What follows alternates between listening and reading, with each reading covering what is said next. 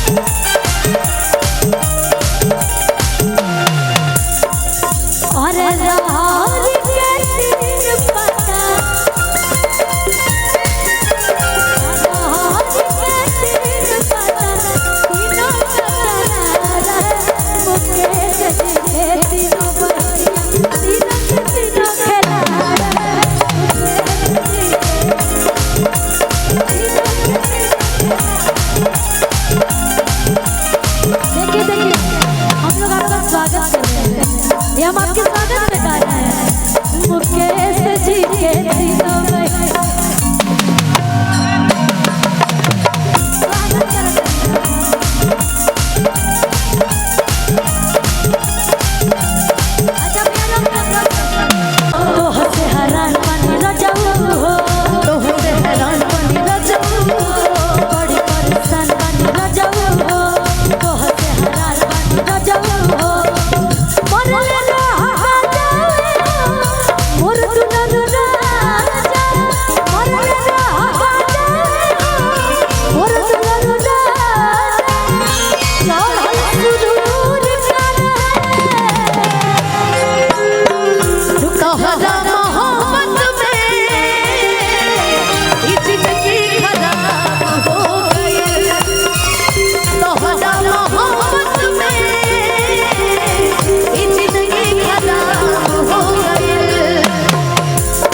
जब से तोड़ा हमारा के छोड़ा दिल जब से तोड़ा हमारा के छोड़ा संगतिया शराब हो गई तोहरा मोहब्बत में जिंदगी खराब हो गई तोहरा मोहब्बत में जिंदगी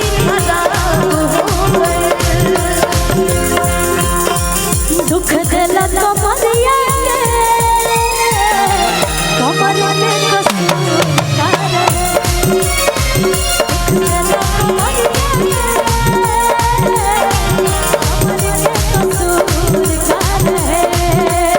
बड़का भैया की तरफ से बहुत आशीर्वाद बड़ भैया की तरफ से आशीर्वाद बहुत बहुत धन्यवाद मेरे बड़े भैया और इसके लास्ट लाइन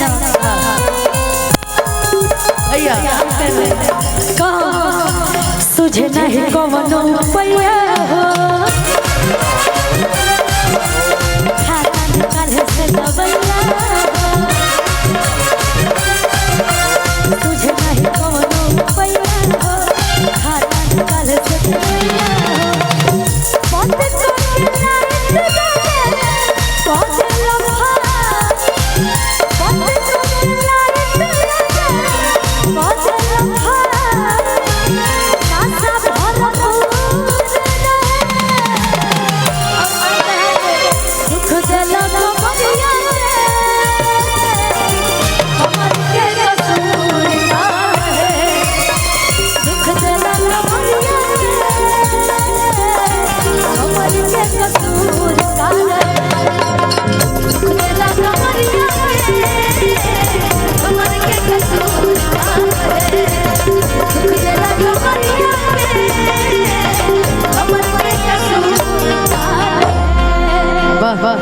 कि दुख दिला कमरिया के कमर के कसूर का है। लाइन लगता है पगला, दर्द में नहीं है ये। दर्द वाले गाने को देखो इसने रोमांस में बदल दिया। ये क्वालिटी है म्यूजिक डायरेक्टर की, है ना। एक प्रियांशु और एक टिंकू भैया, दोनों एक ही जैसे हैं।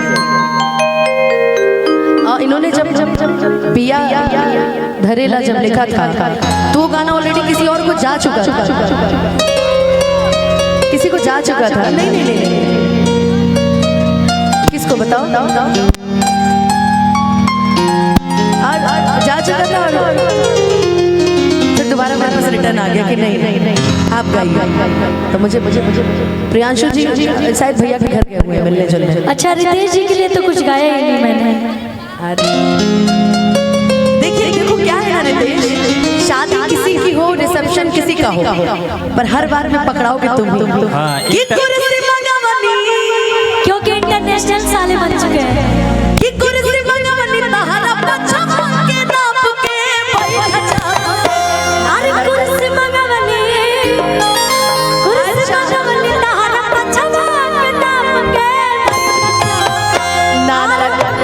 सॉरी अरे बैठा चाप के ना लगल हर बाप के, बैठा चाप के ना लगल हर बाप के, बैठा चाप के कुर्सी मंगवली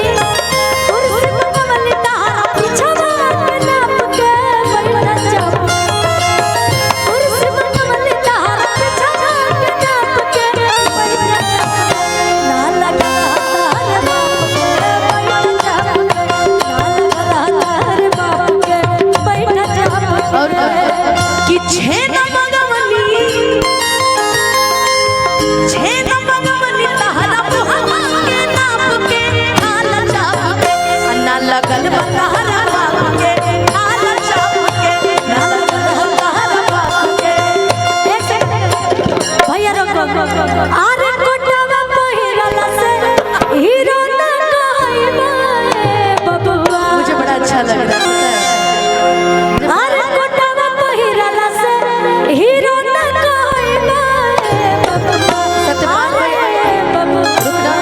सत्यपाल भैया को भी नमस्ते।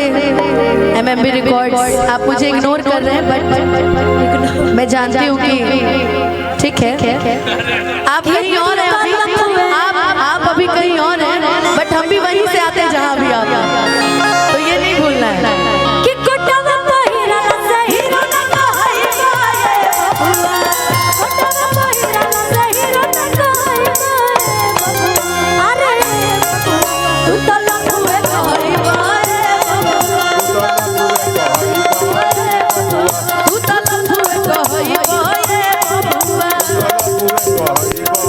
अब हमें इंतजार है प्रियांशु जी की शादी का, लेकिन मैं एक गाना गाऊंगी। अरे ही रहवाही तईनी भाई बाका, ही रहवाही तईनी भाई बाका भला नमस हमारा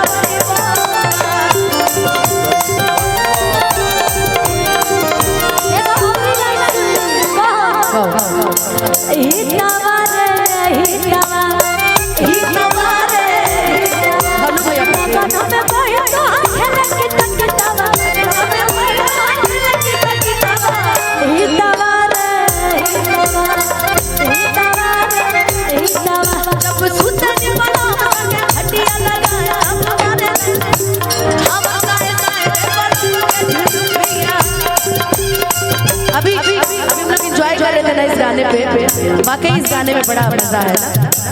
सही बात है। धनु जी की टीम बताओ भाई गाओ।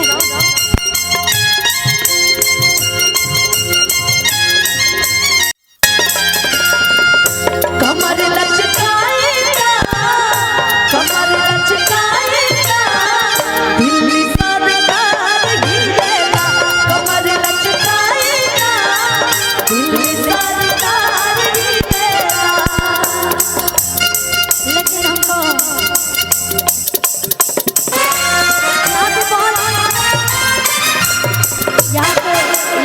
प्रिंस प्रियदर्शी जी भी आए। यहाँ पे बहुत सारे जीजा साले भी हैं, एक दूसरे के जीजा साले भी हैं। बिल्कुल। तो हमको अच्छा कौन किसके जीजा साले बताएंगे ना वो हमार भाई है। लेकिन कोई बात नहीं कहो। अच्छा मुकेश नाम है उनका, भाभी के भाई है। अच्छा साला ए मुकेश ताहर बहिनी खिलाड़ी, ए मुकेश ताहर बहिनी खिलाड़ी। हाय राम रोकेली मोटर गाड़ी, हाय राम रोकेली मोटर गाड़ी। ए मुकेश ताहर बहिनी खिलाड़ी, मुकेश ताहर बहिनी खिलाड़ी। हाय राम रोकेली मोटर गाड़ी।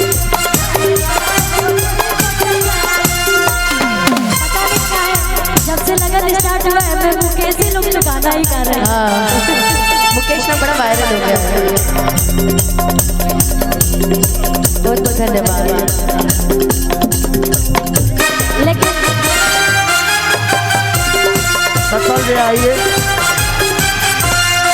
आइए कंपनी मालिक हो कैसा।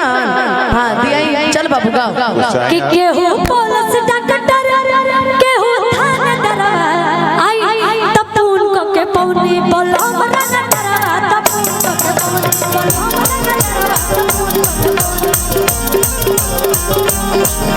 आ केहू पुलिस डॉक्टर केहू थानेदार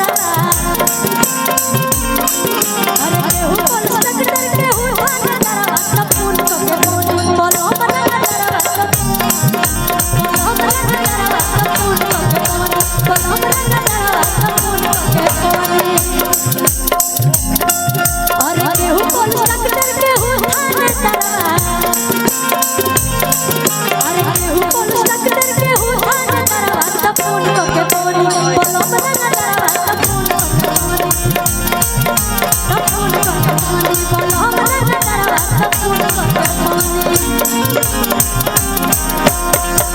भैया खुशी टिंकू भैया की शायद एक फरमाइश हाँ है। एक फरमाइश है और ये गीत उन्होंने ही लिखा हुआ है। बिल्कुल हम लोग गाएंगे पक्का। लेकिन टिंकू जी का गाना तभी गाया जाएगा जब वो हाथ मिला के किसी के 501 रुपया रखेंगे। ऐसे काम नहीं चलेगा भाई, फरमाइश पैसे पे लाइए। मैं लिख दिया हूँ, मुझे लिखाई मिलेगा तब ना मैं दूंगा। वाह क्या बात है। हम संतोष बताइए कहाँ गए आजाद? आपका भी गाना मैं लिखा था, पिया धरेला तजिया राइटर तो आप डरेला। ही हो।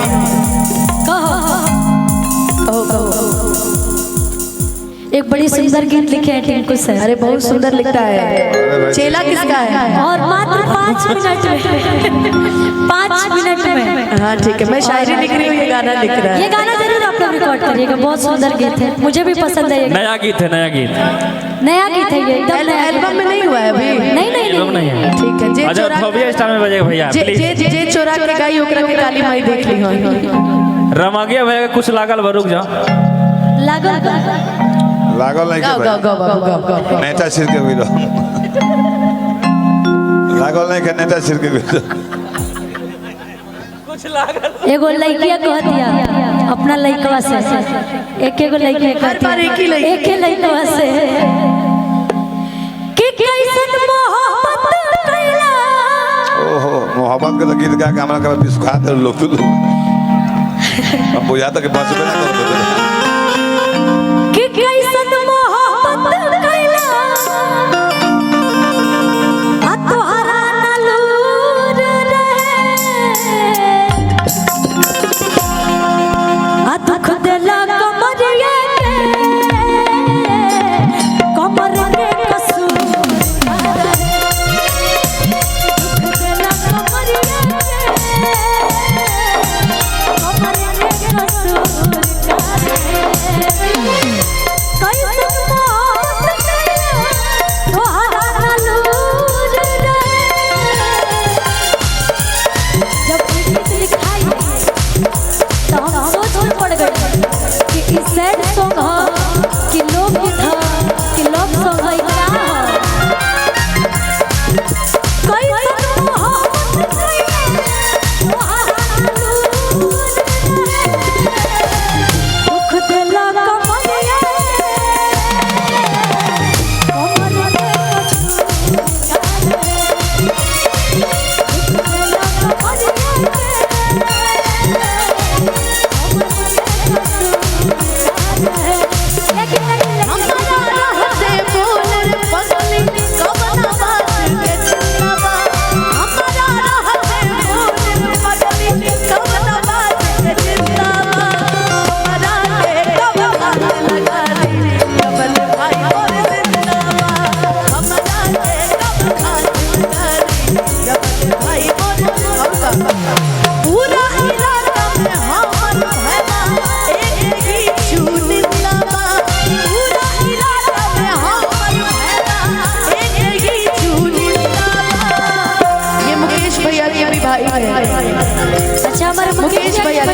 भाई है, तो मैं मुकेश भैया के लिए भी गाती हूँ और उनके सारे भाई के लिए गाती हूँ।